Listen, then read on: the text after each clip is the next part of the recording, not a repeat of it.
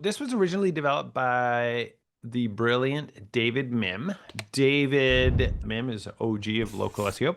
And he originally put the survey together in 2008. 2008, David Mim made the survey. And then he got tired of doing it because it's a crazy amount of work. And he said, anyone else want to do this? He kind of like put it out to a bunch of local search people. And I immediately put up my hand and I said, yes, me, I want to do it. I think it's great. And I've been doing it since 2017. There's so much changing in local search, especially with the advent of AI, that it's like by the time we hit November of next year, a lot will have changed. So I feel like I got to stay on track with the annual stuff. So if you were one of the 47 expert contributors who were invited to complete the survey, well, let me just talk about who these people are. So these are just people that have gotten on my radar. They're publishing content on social channels, or they have a YouTube channel. Some of these guys, like this guy TJ Robertson, he was not on my radar before, but he's big on TikTok. And you know, the thing is, what I'm looking for with all of these people is, are you knowledgeable about local SEO?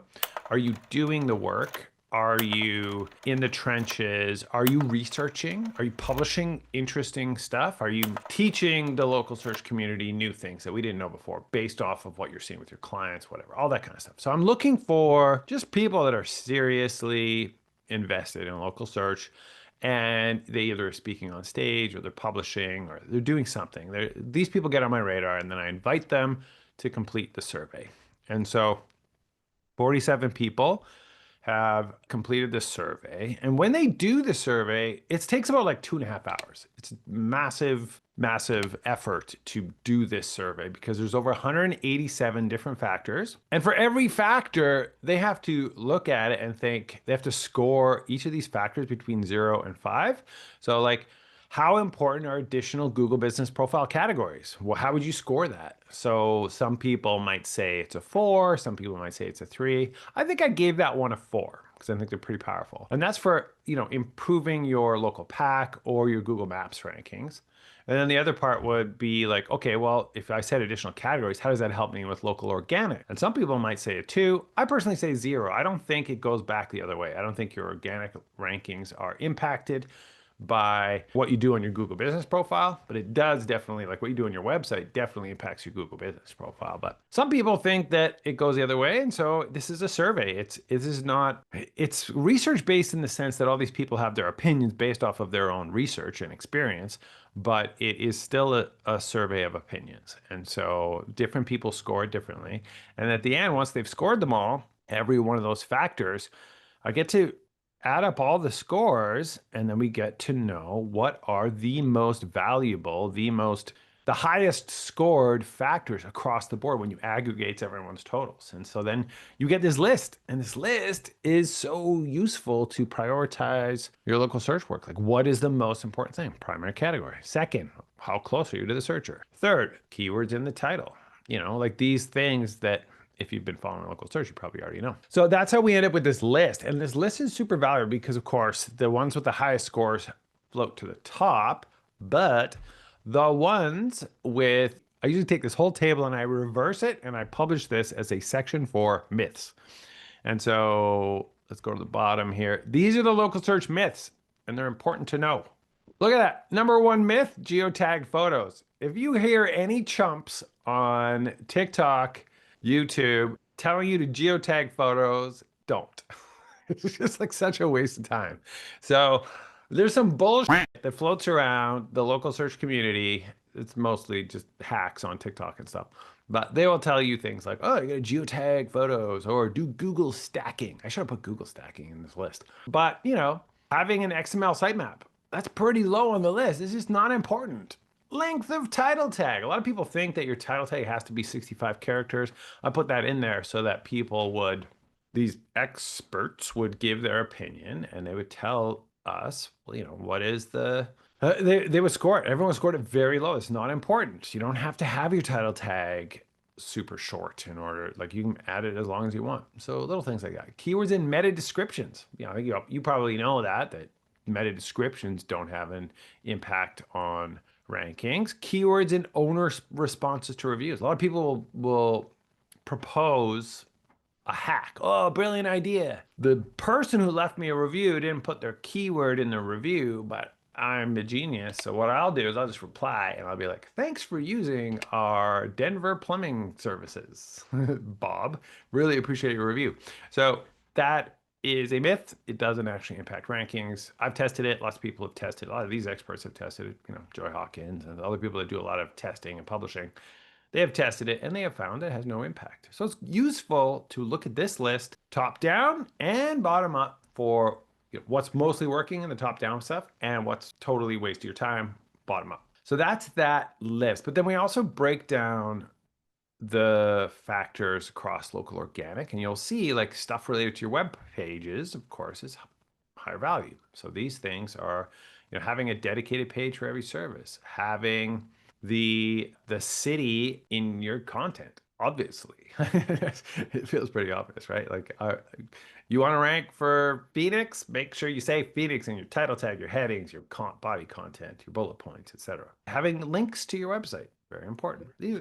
This group here is probably fairly knowledgeable, so you don't learn too much here, but I'm just going over the survey and how it works. New for 2026. I call it 2026 because there's no way I'm doing another one in 2 months. So this is the 2026 local search ranking factors, and this is a new section I added. So I asked them to score the factors on a new column here. How does this factor impact AI search visibility? So additional categories, is that all? So it's interesting actually when you think about it, because it depends on which AI search you're talking about. So you're talking about ChatGPT, because additional categories, 0. I don't think ChatGPT has access to that data. But if you're talking about Gemini or AI mode or AI overviews, Google has access to additional categories, and so maybe it impacts it there. So it is interesting to think about that and the nuances within the broad category of AI search. It's interesting to think about that. But for the purposes of this survey, it was just a broad AI search. And so what you see is this. And if you've been following some of the people that talk about AI search optimization, they will say these things. Presence of business on expert curated best of and similar lists. So like best plumbers in Denver. If you Google that, you're going to see in the search results a list from Yelp, a list from Forbes. Forbes making lists for everything. A list from local blogs, a list from plumbers, bestplumbers.com. Like, all these sites exist. And the LLMs, large language models, they really look at those and they leverage them. I've actually even seen a fun little hack where people will make their own best of list on their own website and it gets cited by the large language models, ChatGPT, etc. So that's a potential hack that works a little bit right now. And you can even ask ChatGPT to write your list for you. And then of course, you put your business as number 1 on the list. So it's an interesting fun little thing. But we know that the LLMs 1000% care very much about this. And so the strategy is to get on those lists. Total pain, very difficult. Lots of times there's no option. You can't be like, hey, can you list me as one of the top 10 instead of those top 10s that you listed? And they will ignore you or they'll say no. But you could pay for placement on some of them. Definitely the legal ones. They're like, we will take your thousands of dollars and yeah, sure, we'll put you number 3. You want to pay us $10,000 and you get number 1? So that exists. That's a thing. But let's move on from that. Number 1, AI search ranking factor. Number 2 AI search ranking factor is having a dedicated page for each service. I mean, it's 2025. If you are not doing this already, then go splash some water on your face and do it right after. That's very critical. You must have a dedicated page for every service that the business offers. And I like to think about spin-off service pages. So you kind of build a content silo. So you got your main services, but then a lot of the services, like say it was like plumbing repair. Well, toilet repair, pipe repair, hot water tank repair. Like you can kind of really build off all these sub-services, right? So I think you can either declare them as main services in the main dropdown, or you can build additional services. And so it's just like, what are my main services? What are the sub-services? It's worth thinking about that and then building a siloed structure on your website for that. Huge value in that comes in very strong here. It also will come in extremely strong in the local organic as number 1. And it even comes in strong in the local pack map. Dedicated, I got this nice little search thing. It's useful. Yeah, number 24. It comes in strong for, it is basically very helpful across the board. You want to rank in AI search, local organic, and local packs, dedicated page for each service. Closing that. Back to AI factors, because everyone wants to know about AI factors. Prominence on key industry relevant domains, citation building on industry specific sites. You could translate that, also known as citation building on industry specific sites. Make sure you're listed on all of them. It's going to also help you across the board, ranking in local packs, maps, local organic. And then quality of unstructured citations. What's the difference between a structured citation and an unstructured? A structured citation is a directory. An unstructured citation is the local blogger mentioned your business. Great, love it. Local newspaper mentioned your business. These are obviously way harder to get. The easier ones to get, because you can just register and pay the fee, is industry associations. And they're very valuable. You should definitely be doing that. You should be getting listed on the local business groups and the chambers of commerce within your city. Very, very important. So other thing that I think should be of interest to this group is the LSA factors. And this is local services ads. I should make that clear. Local service ads rankings. So I've added this because I don't know about you, but I have a lot of clients in industries like personal injury law. And the reality of local search today is that if you are in one of these categories that has local services ads, the local services ads are stealing a massive amount of clicks and leads from the local pack. So we're local search practitioners and that's what we care about. We're like, yeah, we're going to help you rank in Google. Well, that's cool. But what if most of your leads are actually now coming from local services ads? And I have a client that I work very closely with, personal injury lawyer. I love the guy. I've been working with him for a decade. And he, we work very close. Every week we talk, and 70% of his leads come from local services ads. So it's worthwhile noticing that and being aware of that. And so how do you rank in the local services ads? You need to know that. Well, let me tell you. This is based off of one of the survey questions I ask is, let me just show you that. Here we go. Do you or your company manage local service ads? And if you do, what are the factors? And so people are giving me these numbers. So I asked them to number them. And then I took all of their responses. I asked them to remove that NA. So I asked them to take their responses and score them, put them in order. And based off of the order that they gave us, I was able to build this table based on what only a handful of them did. I think there's like 14 of the total contributors have experience with local services ads and are actively working to improve visibility in local services ads. And so here's how it comes out. I have one disagreement with this list, but I will give you the list. Budget and bidding. It's pretty obvious that if you would like to be placed highly in the local services ads, then you will tell Google that you are willing to pay $1 million for a click. If you tell Google that, Google will be like, okay, fine, I'll put you at the top. Because it's an auction, right? So that's an obvious one. Whoever pays the most gets the most placement. So budget, key.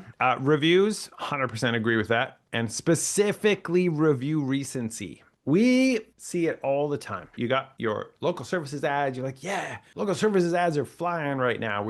Every time I search, we're right at the top of the local services ads. And then you'll notice, like, why are we getting no calls from local services ads? Oh, I see. Since we got our latest review. I'm telling you, you get an influx of a few reviews and kaboom, right to the top of the damn local services ads again. This is also a really key factor in the local pack. Review recency, the dial has been turned up on that factor. And because it's like, it used to be like number of reviews. Now it's review recency. This is huge. So if it has been a while since you got reviews, you're in trouble. If you are one of these businesses that just sends out an email blast once a month, like you collect all your things, or once a quarter, you collect all your reviews and you send another blast out. Bad strategy. You must be asking for reviews every customer, every day, nonstop. The review strategy must be an ongoing thing. And you want these reviews. Like if you stop getting reviews, but your competitors still have a trickle of like every couple days, you will absolutely see that flip where you drop and they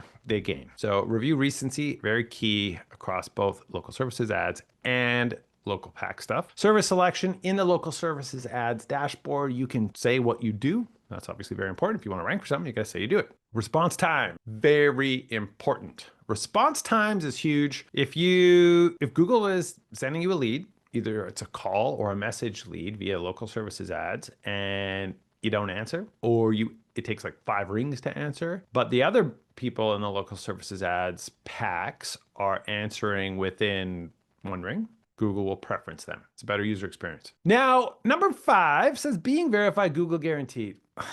Obviously, you can't even get listed without that. That's a stupid factor. I'm taking number 11 and I'm sticking it in number 5. I'm just giving you my personal opinion here. I think that the other LSA contributors maybe don't know what I know. And this is maybe something that's newish, and I'll tell you all on this call. When did this happen? This happened like in August. Google made some changes. I can't remember exactly what it was, but this was the time where the AI came in, and now every call that gets made through the local services ad system, it goes through Google's, like a Google phone number. It's their number. You call that number, it forwards to the actual number, and then your intake team answers the call. But Google is recording every call. They record it, they transcribe it, and they are listening to what is said on that call. If what is said on that call is, if they are detecting unsatisfied sentiment from the person that called, or if they are detecting, we don't do jobs. Oh, sorry, no small job. If you are rejecting leads verbally with your mouth on the call, it gets into the transcription. Google sees that and Google is unhappy. And Google will demote your rankings in the local services ads because they're like, we're trying hard to send you guys leads and you're shitting the bed. You are not doing a good job with these leads. So it's a bad user experience for all these people. And we're not going to send you as many anymore. My advice for you is to coach your clients to tell them that if you are on one of these LSA sales calls, you know the call came from LSA and you're like, this is a stupid job. No, we're not going to come out and repair 1 shingle on your roof. Do it yourself. We don't do small jobs. If that is true, then the strategy is you don't say that on the call. You'd be like, okay, thanks so much. Yeah, we really appreciate you calling. Really so pleased that you've called us. We love you. We're going to send you a gift basket. But let me just talk to my manager and I'm going to call you back. Can I take your information down? And so you take the information down and then you call them back and say, no, we don't do small jobs. But don't say it on the call. That's the strategy. So because Google is listening to these calls, you just need to be careful about how you handle it. You want to be Mr. Positivity on these calls and very helpful content. You want to be helpful, you want to be positive, and they are having the best experience when they called your business. And if there was this job that you're not going to take down their information, tell them you're going to call them back within 5 minutes and say, you know what, I talked to my manager and it turns out that we're just unfortunately a little too busy right now or not able to take that call. But don't say those words on the call that Google is recording. That's my tip. Okay, good photos. A lot of people are saying that photos have an impact on the local services ads rankings. And so we've implemented a strategy where every week we are tinkering with the photos. We upload a couple new ones, we'll delete some, we shift them around. We just want to see activity on the photos within the LSA dashboard. Just so you know, it's different. I'm not talking about your Google business profile. I'm talking about the LSA profile, the profile within the Google Ads, local services ads dashboard. That's it. Job acceptance rate is kind of related to intake quality. So if within the LSA system, you're just like decline, that can hurt you. All right. And that actually goes back to services. If you have specific job types you don't do, make sure they are not on your profile because those job types that you tend to decline will impact this factor. So just don't even show up in the search result by removing that service from your LSA profile. I wanted to leave you with one thing related to the local search ranking factors. If you're going to make changes, you need to know how it is. So if you're already using some software, okay, well, you should probably use ours because it's better. But we have a really good grid ranking software that we recently launched, and it has a free trial. And everyone part of Blueprint gets 20% off. And I'm just telling you, this is the dream grid ranking tool. It's so beautiful. It's so easy to use. It's got an incredible competitive analysis, great functions for sharing. We keep improving it all the time. I'm just like so annoyed by how bad everyone else's is and so happy with how good ours is that I'm just going to leave you with that final note. Please try it out. I think you'll love it. Hey, Ryan here. Hope you liked that video. If you want more, check out these 2 videos right here on the screen.